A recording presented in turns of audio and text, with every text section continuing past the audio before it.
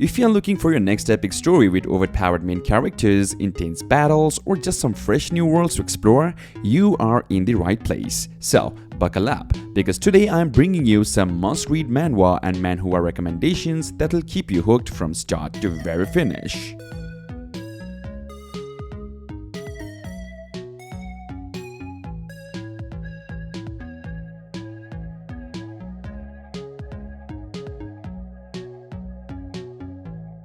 We have Secret Family. The story follows Kang Jeon, a 17-year-old who is basically a walking weapon. Trained in North Korea since he was 5, this guy is on a mission to infiltrate South Korea's elite high society. But here is the twist: making friends way harder than taking down enemies. He's living his double life with a hacker dad and a legendary assassin mom, all while trying to find real happiness. The MC's struggle makes the story real stand out, and it's not one of those OP main character who has it all figured out. The art is solid too. So, if you're into spy action drama, give it a shot. Next one on the list is we have My Wife is the Demonic Cult Leader. Jin Yo-myung was born into privilege as the first son of the mighty Demonic Heaven clan, one of the legendary 6 great clans in the heavenly demonic cult. He expected an easy, luxurious life until the Muriel Alliance shattered his world by destroying his clan. Just when all seemed lost, the enigmatic cult leader Cheon Yura makes a shocking request: "Would you mind seducing me?" Suddenly, Jin finds himself tangled in the dangerous game of power, loyalty, and unexpected romance. If you love OP MC's stories with dark fantasy vibes, complex relationships, and clan battles, My Wife is the Demonic Cult Leader is the wild ride you don't want to miss. Next is The Mad Dog of the Duke's Estate. I just finished The Mad Dog of the Duke's Estate, and wow, this one hits differently. It follows a protagonist who spent his entire life as a slave, bound and controlled, only able to choose the place of his death. But just when all hope seems lost, he is reincarnated as the youngest grandson of his only friend. And what's his plan? Chaos. Pure chaos. The story starts off as a little confusing, but once it picks up, the pacing is insane and the tension is non-stop. Watching him navigate this new life, scheming and testing boundaries is pure adrenaline. The world building is strong, the stakes feels real, and every character shift keeps you on the edge. So, if you love clever, unpredictable protagonist, then this one is a must-read. Next on the list is Bloodbreaker. Mani isn't your typical overpowered protagonist. He is a desperate older brother with a special immunity to acidic rain, a blessing that is also a curse. This manhwa's world building is next level, and Mani's sacrifice for his siblings are both awe and inspiring. As he fights to survive in a world ravaged by the Crimson Cloud, the story unfolds with brutal twists and conspiracies that'll keep you on the edge of your seat. While the pacing starts slow, the payoff is worth it when the secrets of the world explode into action. This isn't just a power fantasy, it's a raw, emotional exploration of survival and love in humanity's darkest hour. Next is, So, did someone force you to become the Heavenly Demon? I just finished So, Did Someone Force You to Become Heavenly Demon? And wow, this one is wild. It follows Seo Ji-hoon, a 9th grade civil servant who only wanted a peaceful, quiet life. But after getting fatally stabbed, he wakes up in a martial world where survival is everything. Just when he thinks he can stay low, an old man who turns out to be the cult leader of the Heavenly Demon sect forces him into discipleship.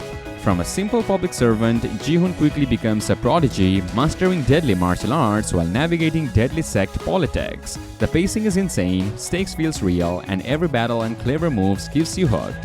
If you want a mix of intense action and strategic brilliance, then this one is a must-read. Moving on is we have Barbarian's adventure in a fantasy world. Okay, imagine this. You have been praying every night, begging the gods to drop you into a fantasy world. Sounds like a dream, right? Well, Barbarian's adventure in a fantasy world is all about that, except the fantasy world he wakes up in is nothing like what he expected. The main character gets transported into a world full of adventure, but guess what? He's not exactly living the dream. There is no cheat system, no instant power-ups, he's got to struggle to survive. It's got decent world building, and while the story feels a little generic at times, it's a fun read. Characters can be annoying though, so brace yourself for some cringeworthy moments. The art is solid, so yeah, definitely worth checking out. Bad Born Blood. This one follows Luca, a kid who grew up in the slums but just aced the election exams to become part of the Imperial Guard, an elite group that protects humanity's new interstellar home. But let me tell you, this ain't your typical sci-fi story. Nope, the team behind the manhwa powerhouses like Solo Leveling and Omniscient Reader's Viewpoint are the masterminds behind this one. The world building is next level, the characters are captivating, and the action is absolutely bonkers. Luca may have been born on the wrong side of the tracks, but he's about to show the whole galaxy who is the boss. Get ready for some serious cyberpunk vibes, over-the-top tech, and an OP protagonist who is just getting started. If you are a fan of sci-fi manhwa that will leave you on the edge of a seat, you won't want to miss Bad Born Blood. Swordmaster's youngest son. Our protagonist, Jin Candle, was supposed to be the next head of his Swordmaster clan, but despite his best efforts, he just couldn't quite make the cut. That is, until he makes a deal with the god soul Deret and suddenly finds himself free of the curse that was holding him back.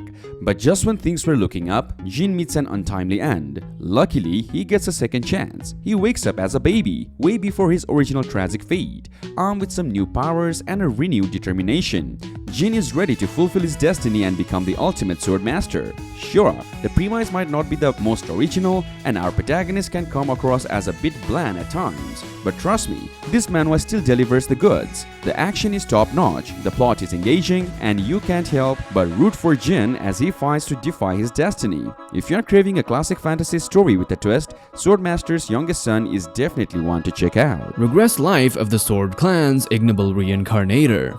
Ever wanted to see a disgraced warrior claw his way back to greatness?